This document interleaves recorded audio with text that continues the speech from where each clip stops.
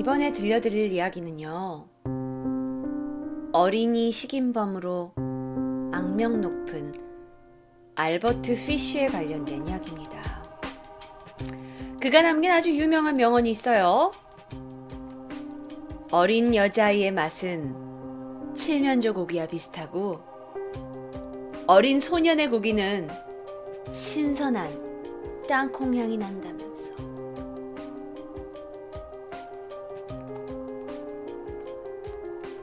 그리고 그가 했던 유명한 말 한 가지만 더 말씀드릴까요? I like children. They are tasty.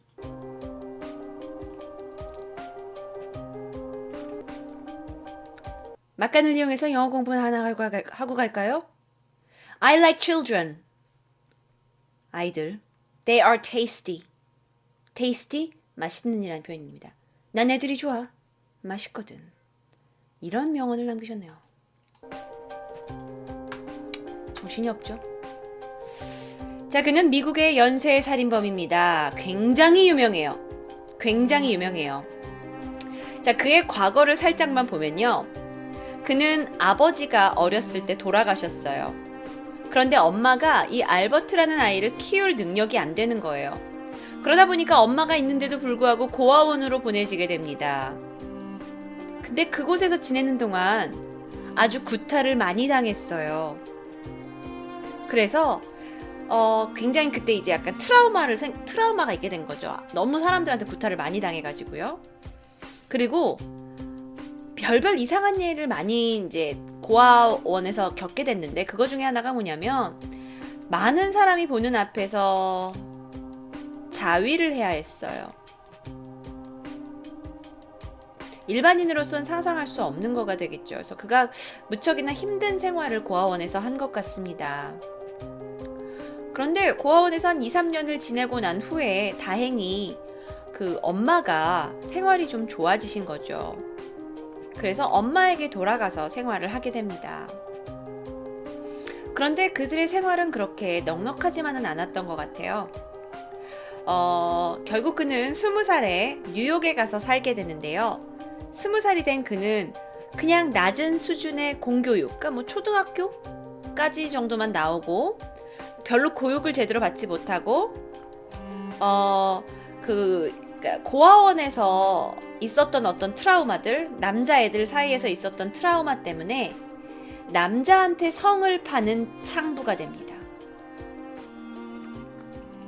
그런데 그가 그러니까 돈 때문에 남자들한테 성을 파는 창부가 되는 것뿐만이 아니라 사이드로는 어린 아이들을 종종 성희롱하고 강간하는 그런 행위를 막 하는 거예요. 대부분의 약간 7살 이하의 어린이들. 그리고 진짜로 먹고 사는 건 낮에는 페인트공이나 자벽부로 공사 현장에서 일을 하고요. 뭔가 이상하죠. 그러니까 뭔가 약간 그러니까 나중에 이게 이 사람을 정신적으로 분석하게 되거든요. 얘는 정신적으로 정상이 아니에요. 걔 정상이 아니에요. 얘는. 그러니까 걔 정상이 아닌, 제가 좀 이따가 나중에 보면 정말 그러니까 원래 내가 생각할 때 원래 태어났을 때부터 그냥 정상이 아닌 것 같아요. 진짜 뭔가 이상해요. 그러니까요. 그러니까 왜 남자한테 몸을 파는지, 그런데 아이들을 강간하는, 왜 아이들을 건드는지, 이런 것들. 자, 그랬던 그가 26살이 됐는데 이번에는 결혼을 합니다. 나는 도대체 이렇게 정신없는 남자가 왜 결혼을 하는지 모르겠어요. 근데 얘가 자기보다 굉장히 어린 여자와 결혼을 하게 돼요. 그래서 여자가 19살에 26살의 이 남자한테 시집을 오게 돼요. 근데 금술이 좋았나 봐. 둘 사이에 애를 6명이나 낳았어. 말이 돼요? 둘 사이에 애를 6이나 낳았어요. 그런데 그는 가족들이 모르게 어린 아이들에 대한 성희롱이나 강간은 멈추지 않아요. 게다가 동성애를 저지르는 동성애 애인까지 가지고 있어요. 게이라면서요. 맞아요. 근데 얘는 어린아이에 대한 성도착증도 가지고 있었고 그 와중에 동성 애인까지 있었어요. 그럼 여자랑 결혼 왜 한 거예요? 엄마가 시켰대요. 엄마가 시켰대요. 그랬던 그가 어느 날 그 동성 애인의 손에 끌려서 밀랍 박물관이라는 곳을 가게 됩니다. 그런데 거기서 밀랍 박물관에서 남자의 성기가 묘사된 한 미술 작품을 보게 된 거죠. 그런데 무슨 일인지 모르겠지만 그 예술 작품이 그를 굉장히 자극했어요. 그는 완전히 매료된 거죠. 그래서 그가 그때부터 그 성기 모양의 그 예술 작품에 약간 너무 매료가 된 나머지 신체 절단에 큰 관심을 갖게 됩니다. 여러분, 제가 말씀드리면서 이분은 정상분이 아니세요. 아니, 어떻게 여러분은 밀랍 인형을 보면 신체를 절단하고 싶습니까? 아니죠. 근데 그분은 신체 절단에 관심을 갖게 돼요. 그래서 이제 42살이 됐어요. 이 사람이 그렇게 인생을 살아오다가 42살이 됐을 때 세인트 루이스라는 곳에서 가족들과 살고 있었는데, 이때 당시 처음으로 20살 된 동네 정신지체아 키든이라는 남자아이를 납치해요. 그래서 그 아이의 손발을 묶고 그 아이의 바지를 벗깁니다. 그리고 나서 그 아이의 성기를 가위로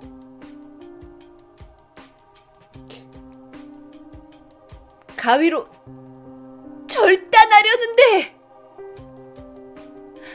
그 키든이라는 아이가 너무나 공포에 질려 있는 거죠. 이건 자기한테도 처음 저지르는 일이긴 한데 이 정신지체아 키든이라는 아이가 너무나 공포에 질려 있는 거예요. 그래서 이걸 자르려다가 그만두고요. 자신의 주머니에 있던 $10를 치료비야 이게 치료비 쪽으로 그에게 넘겨주고는 떠나게 됩니다. 그게 그의 첫 번째 어떤 시도였어요. 그런데 그러던 와중에 알버트 피쉬의 와이프가 바람이 납니다. 정말 이분도 인생의 막장이에요. 겪을 거 안 겪을 거 다 겪어요. 아내가 바람이 나요. 근데 그 사람이 자기 집에서 하숙하던 남자랑 바람이 나요. 그래서 둘의 사이를 눈치를 챕니다. 알버트가. 근데 알버트가 그렇게 화가 나는 상황인데도 불구하고 자신의 아내한테는 굉장히 정상적이었나 봐요. 아내한테 너 그 남자랑 관계를 정리해라 라고 요구를 합니다. 아니, 되게 이성적일 수 있죠. 그런데 그 아내가요, 6명의 자녀가 있었잖아요. 그 자녀가 베고 눕고 자던 이불과 매트리스까지 싸그리 팔아가지고 그 남자랑 도망을 갑니다. 그래서 6명의 아이들을 이 남자가 혼자 기르게 됐어요.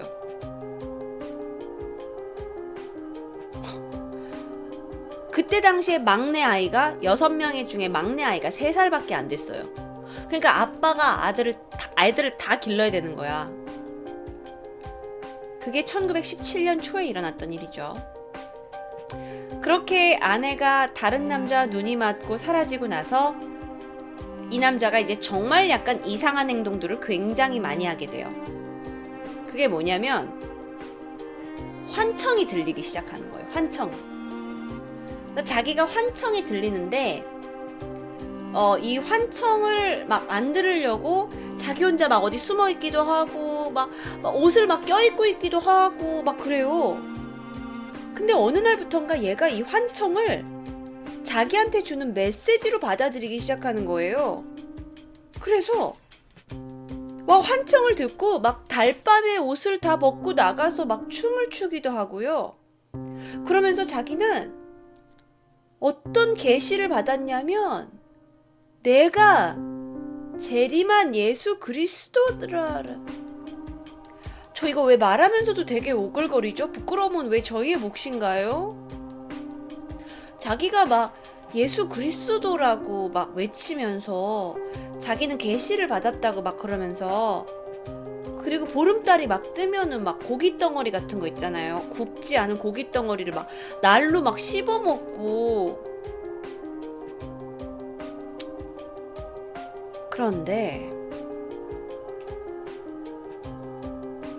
그런데 말입니다. 그가 이때부터 뭘 즐기기 시작했냐면 막 환청이 들려요. 근데 처음에는 얘가 이 환청을 들으면서 이거를 이제 내가 자해를 하면 이 환청을 안 들을 수 있다고 생각을 했나 봐요. 그래서 처음에는 막 바늘 같은 걸로 자신의 몸을 막 찌르기 시작했대요. 막 환청 안 들으려고. 자해를 하면 이게 아프니까 안 들릴 것 같아서. 그런데 나중에 하다 보니까 이 자해가 즐거움이 얘한테 돼서 온 거야. 어떤 쾌락을 주는 거야. 그래서 이 자해를 하던 게 점점점 더 일이 커지더니만 자신의 허벅지나 엉덩이에 바늘로 자해를 하다가 그 바늘을 좀 더 깊숙이 넣으니까 더 큰 고통이 있고, 그래서 이걸 자꾸 이렇게 엉덩이에다가 막 허벅지에다가 막 바늘을 꾹꾹 쑤셔 넣는 거를 막 계속 했다라는 거예요. 그래서 여러분 믿겨지지 않죠? 그리고 제가 엑스레이 사진을 가져왔잖아요. 엑스레이 사진이에요. 그 사람 엉덩이 엑스레이 사진. 처음에는 그냥 찌르기만 했는데요. 나중에는 너무 깊숙이 찔러버리니까 바늘이 몸 안으로 들어가 버린 거예요. 그러니까 결국 바늘을 뺄 수가 없어요. 그래가지고 실제로요, 엉덩이와 허벅지 안쪽에서 바늘 29개가 발견이 돼요. 와, 진짜 정신 떼가리가 진짜 없어요. 없어요, 진짜로. 앉을 때 아프지 않았을까요? 글쎄요, 그건 제가 잘 모르겠네요. 근데요, 그랬던 그가 자신의 자녀들한테는 아들, 딸들 끔찍히 여기는 자상한 아빠였던 거 아세요? 아이들을 때리거나 학대하지 않고 아이들이라면 모든 목숨을 바칠 수 있을 것처럼 굴었던 아주 자상하고 좋은 아빠였대요. 자, 하지만 여러분 아세요? 그는 여태까지 한 번도 살인을 저지르지 않았습니다. 그의 살인은 이제부터 시작됩니다. 그는 미국 전역을 돌아다니면서 살았거든요. 아이들을 데리고요. 그런데 그 와중에 약 40여 명의 어린아이를 살해했고요. 수많은 정신지체화와 흑인을 상대로 살인을 하기 시작했어요. 왜 굳이 정신지체화와 흑인이었을까요? 왜냐면 그 사람들은 사실 실종이 돼도 경찰이 별로 신경을 쓰지 않는 부류라고 생각했기 때문이에요. 얘는요, 희생자, 자신의 먹잇감이 되려는 사람들을 찾아내면요, 그 이렇게 도살장이나 식육점에서 쓰는 그런 칼과 막 줄톱 있죠, 줄톱. 막 이런 걸로 희생자들을 고문하고요. 그리고 신체를 절단하고 살해합니다. 그리고 나서 시체를 먹기도 하고요. 근데 얘가 또 이상해요. 얘가 했던 행적들을 보잖아요. 이런 살해만 한 게 아니에요. 얘가요, 글 쓰는 걸 좋아해요. 그래서 지역 신문을 딱 봐요. 지역 신문을 딱 봤는데 여기에 어떤 여자가 이제 광고를 내. 나는 뭐 25살의 여잔데 뭐 데이트할 남자를 찾는다. 결혼할 남자를 찾는다. 그러면 그 여자한테 주소로 편지를 보내요. 근데 어떤 편지냐면 완전 음란한 내용 있죠. 완전 막 입에도 담을 수 없는 막 음란한 내용들을 그 여자한테 막 편지를 써서 막 보내는 거예요. 정말 보통 미친놈이 아닌 것 같아요.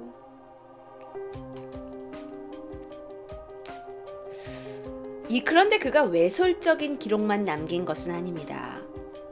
자신의 잔혹한 행위를 편지로 남겨서 다른 사람한테 보내는 것을 좋아했어요. 그가 이렇게 살인을 저지르고 나서 보냈던 편지 하나를 제가 읽어드릴게요. 1927년 빌리 게픈이라는 4살짜리 소년에게 자행한 일을 자세하게 설명한 편지를 보냈는데요. 그 편지 내용 보실게요. 자, 편지엔 이렇게 써 있었다고 해요. 나는 소년을 그곳으로 데려갔다. 아이의 옷을 벗기고 손과 발을 묶었으며 쓰레기장에서 준 더러운 헝겊을 입에 물렸다. 그런 다음 아이의 옷은 태워버렸다. 아이의 신발은 쓰레기 더미에 던져졌다. 그 후 그곳을 빠져나와 새벽 2시 59번가로 가는 전차를 탔고 집에 도착했다. 다음 날 오후 2시 나는 장비들을 챙겼다. 꽤 묵직한 채찍도 있었다. 채찍은 직접 만든 것으로 손잡이가 짧았다. 혁대를 반으로 잘라서 만들기도 하고 거기에 약 8인치 길이의 줄이 6개가 달린 것이다. 난 내가 직접 만든 6개의 줄이 달린 그 채찍으로 아이의 등 뒤에서 맨몸에 채찍질을 했다. 다리 사이로 피가 흘러내렸다. 아이의 코와 귀를 베어냈다. 아이의 입은 양쪽 귀까지 찢었다. 눈알도 도려냈다. 그때 아이는 죽었다. 나는 아이의 배에 칼을 넣었고 입을 대고 뿜어져 오는 피를 빨아마셨다. 나는 낡은 감자부대 4개와 돌 한 더미를 모았다. 그런 다음 아이를 잘라냈다. 나는 내 자신을 통제하고 있었다. 아이의 코와 귀, 뱃살 몇 조각을 손에 넣었다. 이제 아이의 몸 중앙을 곧장 잘라냈다. 바로 배꼽 아래에서 2다리의 가랑이 사이로 5cm 정도를 더 베었다. 그렇게 잘라낸 것들은 신문지로 쌌다. 이것들은 돌과 같이 모두 부대에 담았고 끝을 묶은 뒤 노스비치로 향하는 길에 따라 널려있는 더러운 연못에 던져 넣었다. 물은 1m가 넘는 깊이였고 곧장 잠겼다. 나는 남아있는 고기를 가지고 집에 돌아왔다. 내가 제일 좋아하는 신체 앞부분들, 특히 아이의 고추와 불알, 그리고 작고 근사한 지방은 나중에 오븐에 구워서 먹을 것이다.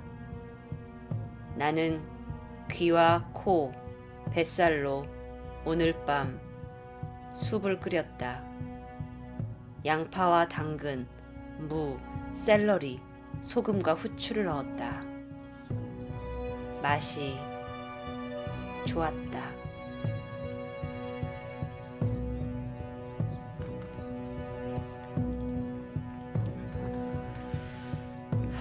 얼굴 보여드릴까요?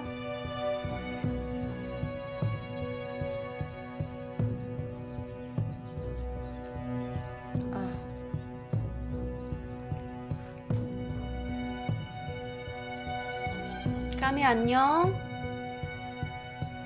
우리 무서운 이야기 점점 다 끝나가. 10분만 더 기다려. 그런데 이건 아무것도 아니에요. 여러분, 지금 방금 들은 건 아무것도 아니에요. 진짜 사건은 지금부터입니다.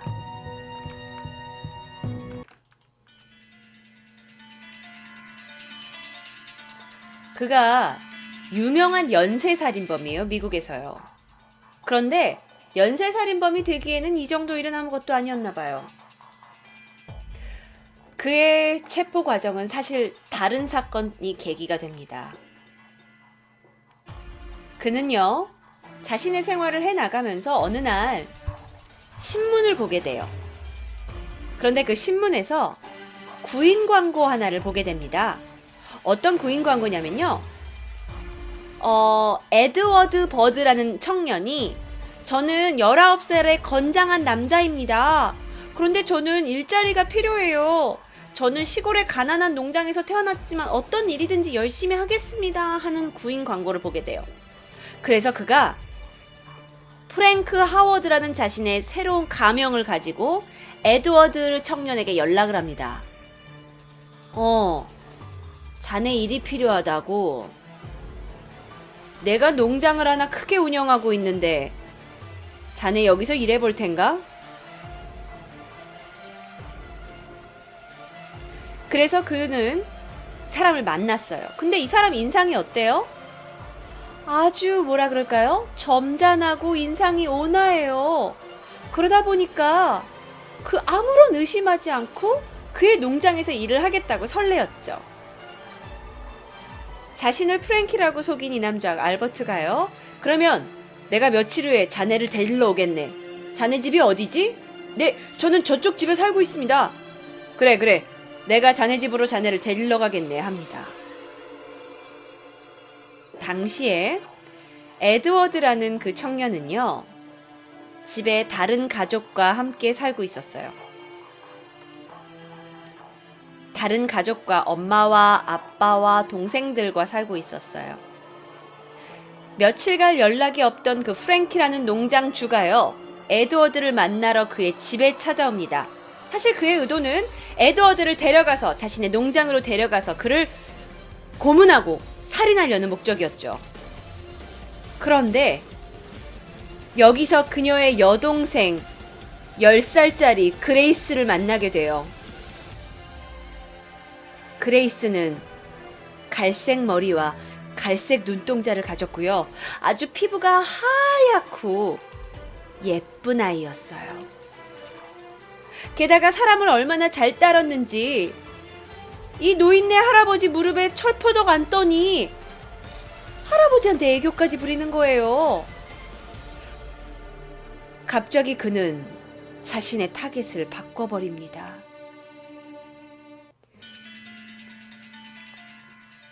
안 돼. 그는 자신의 돈을 자랑하고 싶었어요. 그래서 그 그레이스라는 아이를 무릎에다 얹혀놓고 자신의 지갑에서 당시 가지고 있던 돈을 꺼내서 보여줍니다. 자, 이 돈이 얼마인 것 같지? 10살밖에 안 된 그레이스는 돈을 세면서 와, 여기 98불이나 들어있네요. 그 모든 모습을 가족들이 지켜봤어요. 가족들은 그가 돈이 좀 있는 농장주라고 생각했으니까요. 바로 그날 알버트는요, 그레이스의 엄마에게 이렇게 얘기를 해요. 사실 내가 손녀가 있습니다. 그런데 이 손녀가요, 이 동네 근처에서 호화스러운 생일 파티를 열거든요. 근데 내 손녀랑 나이대도 비슷한 것 같고 우리 손녀 생일 파티에 데려가면 무지 좋아할 것 같은데 그게 아주 호화스럽거든요. 제가 데려가도 될까요? 사실 너무 낯선 분이고 그랬는데 어머니가 좀 마땅치 않긴 했는데 자기 큰아들을 하고 같이 일할 사람이기도 하고 또 큰아들도 이 집 가서 고생해야 될 것 같기도 하고 엄마가 많이 고민하다가 뭐 그러시죠 뭐. 그래서 바로 그레이스를 이 남자가 데리고 갑니다.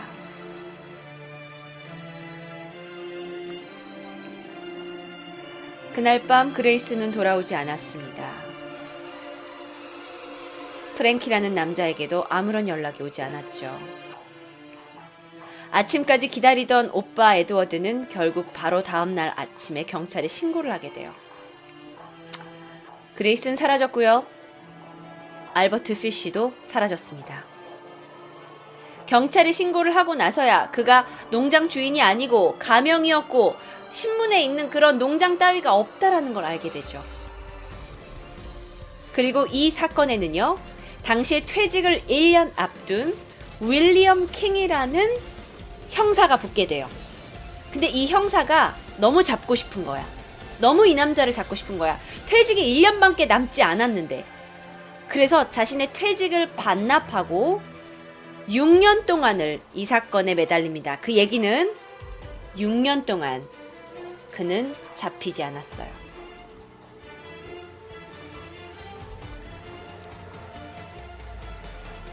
그런데 6년이나 잡히지 않으면 이제 포기할 만도 하잖아요. 그래서 아마 포기했던 모양이에요. 라고 생각했는데 아니었어요.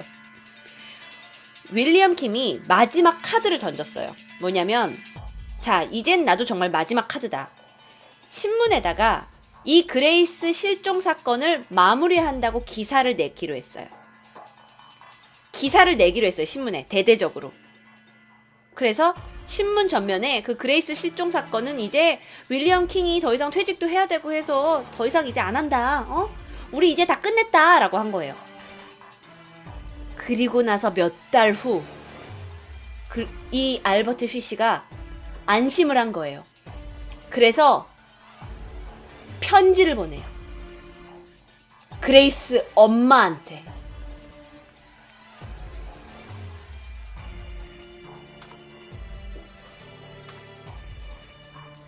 그의 실제 사진입니다.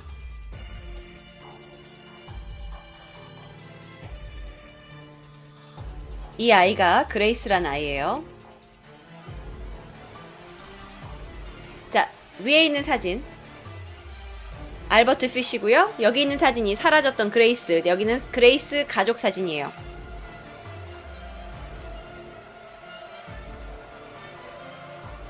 어떤 편지 내용인지 여러분 알고 싶으세요? 편지 내용 제가 들려드릴게요.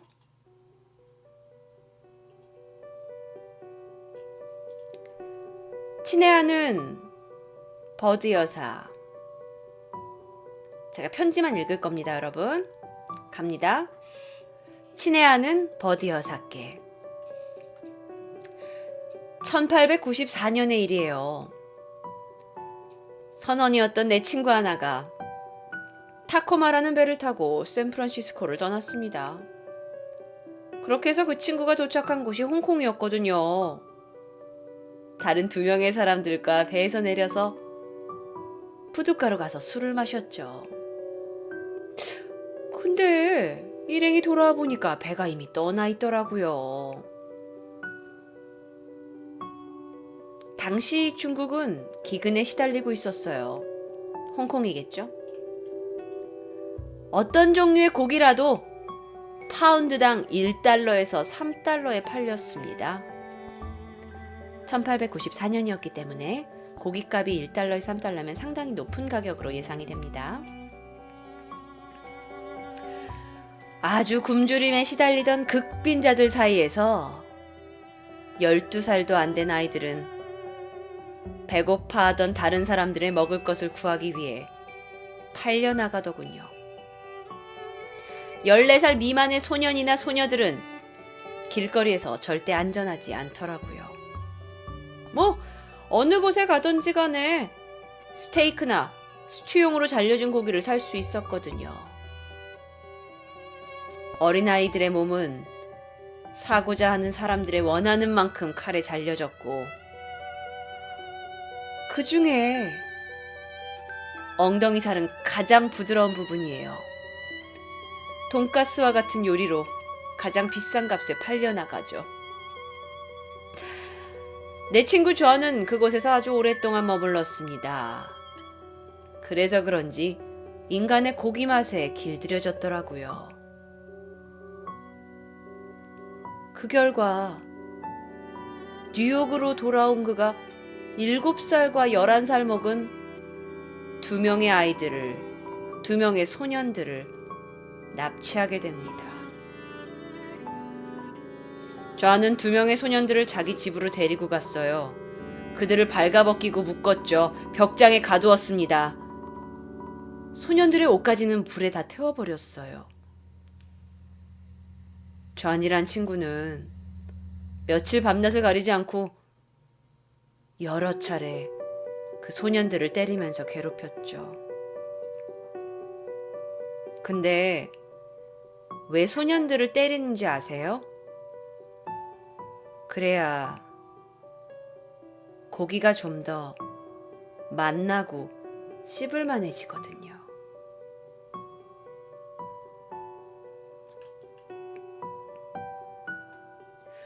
그 친구는 먼저 11살짜리 소년을 죽였습니다. 왜냐하면 그때 그 소년의 엉덩이가 살이 통통하게 올라와 있었거든요. 친구는 사내아이의 머리와 뼈 그리고 내장을 제외한 모든 부분을 요리했어요.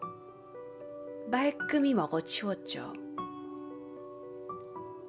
오븐 속에 넣어서 구워 먹기도 했고, 데쳐서 먹기도 했고, 삶아서 먹기도 했고, 튀기거나 또는 국물을 내는 데 사용하기도 했어요. 다음 차례가 된 두 번째 소년도 마찬가지예요. 그 당시 저는 제 친구 전의 집에서 얼마 떨어지지 않은 곳에서 살고 있었습니다. 전이라는 친구가 하도 그 고기가 맛있다고 하니까 나도 사람 고기를 먹어봐야겠다고 결심하게 됐죠. 1928년 6월 3일 일요일, 나는 부인 댁을 찾아갔습니다. 저는 선물로 치즈와 딸기를 내밀었고 식사를 대접받았습니다. 그날 그레이스는 제 무릎 위에 앉아 뽀뽀를 하며 재롱을 떨더라고요.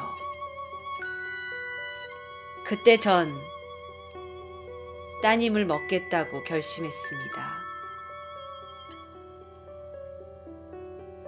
따님을 생일 파티에 데려가겠다고 했는데 부인이 그러라고 하시더라고요. 저는 따님을 데리고 미리 봐두었던 한 빈집으로 들어갔습니다.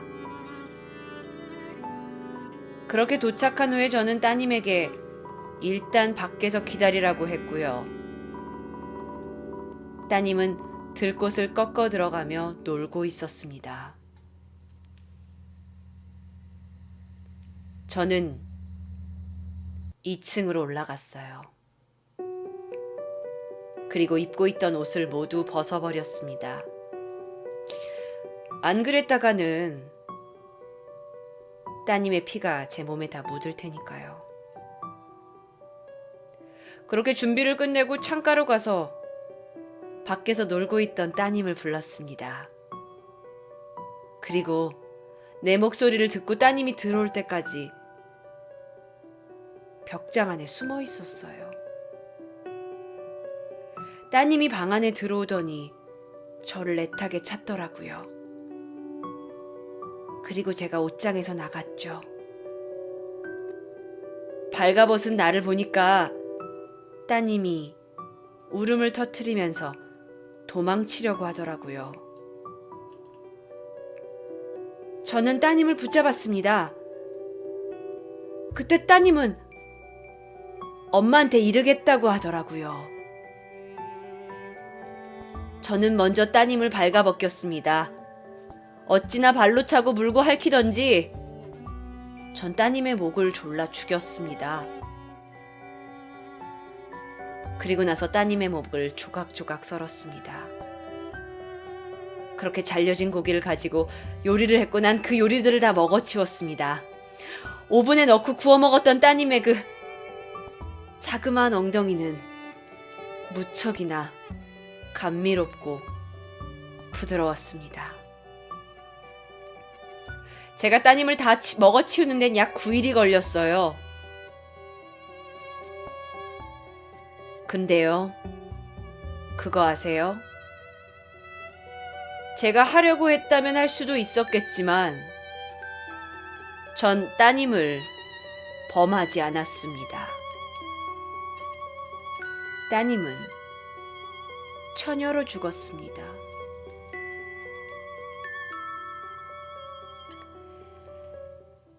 이게 그가 10살짜리 그레이스라는 딸을 살인하고 인육을 먹고 나서 그녀의 엄마에게 6년 후에 보낸 편지 내용입니다.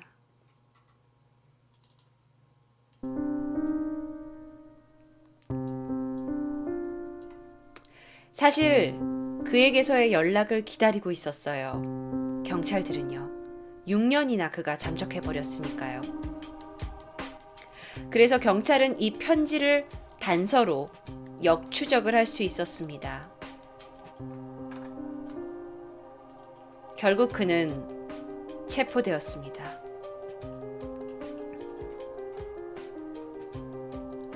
경찰이었던 그 윌리엄은요, 자신이 쫓고 있던 사람의 인상에 대해서 아무런 어떤 그 생각을 못 하다가 그를 체포하던 날 어떤 느낌이 들었냐면 그냥 회색의 머리카락과 더부룩한 수염, 약간 물기 젖은 듯한 푸른 눈의 노인이 이런 살해를 저지를지 몰랐다고 얘기합니다. 정말 언뜻 보면 아무런 해가 없을 것 같은 사람으로 보여요. 6년간의 추적 끝에 1934년 12월 13일 그는 체포가 되었습니다. 그가 이제 체포가 되고 나서 감옥에서 복역을 하는 와중에 정신과 감정을 받았어요. 그런데 그가 정신과 박사한테서 어떠한 이야기를 들었냐면 그는 전대미문의 도착적인 삶을 살았던 사람이라고 결론 지었습니다. 정말 세상에 알려진 모든 성도착증과 세상에 알려지지 않은 모든 도착증까지 그걸 다 일상적으로 행했던 사람이라는 거죠. 특히요, 이 사람을 상담해 줄 때 당신이 가장 즐기는 활동들이 뭡니까? 라고 얘기했을 때 그는요, 이렇게 얘기를 했대요. 헝겊을 알코올을 적셔요. 알코올이라는 건 술이 될 수 있어요. 그리고 이걸 자신의 항문에 집어넣습니다. 그리고 거기에 불을 붙여요. 여러분, 알코올이 불에 잘 붙는다는 거 아시죠? 정말 미치죠? 그리고요, 가시가 박힌 장미를 자신의 성기에 넣습니다. 그리고 거울로 그걸 쳐다보면서 장미를 뽑아내고 꽃잎을 먹기도 한대요. 그러니까 이게 그 정신과 박사가 알아낸 이 사람이 평소에 하는 행동인 거야. 오 마이 갓!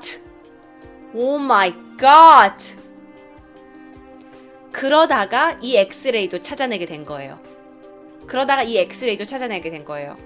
바늘이 막 수십 개 꽂혀 있는 엑스레이. 그래서 나중에 보니까 약 17가지 이상의 성적 도착증에 시달린다고 결론을 내렸습니다. 그러면서 박사가 오히려 얘는요, 워낙 유례가 없는 사람이야. 워낙 이런 사람이 전 세계에 없었어. 그래서 이 사람의 행동 발달이나 이런 거는 이 사람의 증상은 어쨌든 인간한테 나타날 수 있는 거니까 어쨌든 주목은 해야 된다. 기록은 해놔야 된다. 막 하면서 얘를 더 연구하고 싶었던 거예요. 이 정신과 의사가. 그래서 항소하는 그걸 법원에 제출해요. 왜? 나의 환자를 내가 더 연구해 봐야겠다. 그래서 얘가 이제 사형이 당할 게 뻔하니까 말도 안 되게 의사가 얘를 막 보호해 주려고, 더 연구해 먹으려고. 근데 결국에는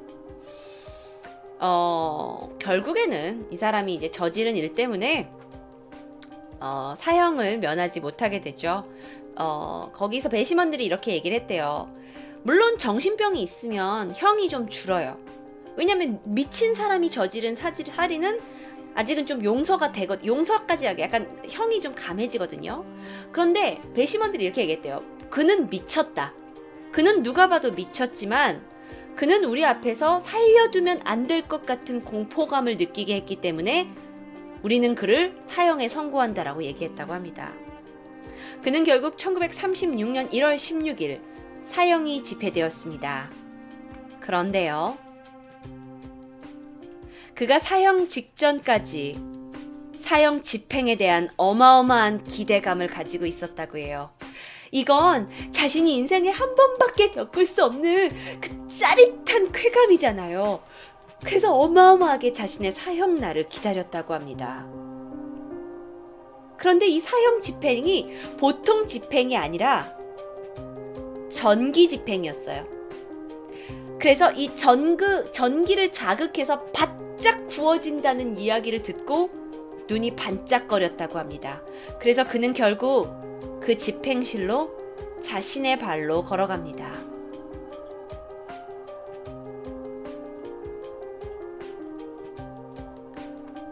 그는 담담하게 자신이 인생에서 한 번밖에 겪을 수 없었던 최고의 쾌락을 경험하기 위해 전기 의자에 앉았고 그렇게 생을 마감합니다.